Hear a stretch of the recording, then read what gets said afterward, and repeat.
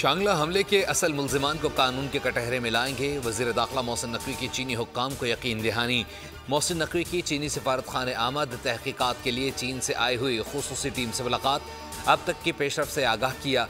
चीनी शहरियों की तहफ़्फ़ुज़ और मजमूई सिक्योरिटी इक़दामात पर तबादला ख्याल।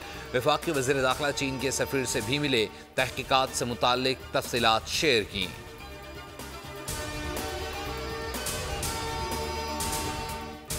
और टोबा टैक्सिंग की दिलखराश वाक़े की तहकीकात, मुल्ज़िमान की मलबा एक दूसरे पर डालने की कोशिश, लड़की के बाप का कत्ल से इनकार, फैसल को जिम्मेदार ठहरा दिया। मरकजी मुल्जिम फैसल का दूसरे भाई शहबाज पर गलत फेल का इल्ज़ाम, गिरफ्तारी का मुतालबा। अदालत ने मुल्ज़िमान का 2 रोज़ा रिमांड पुलिस के हवाले कर दिया।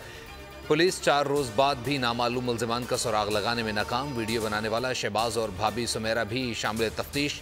DPO के मुताबिक तीनों के DNA कराए जा रहे हैं।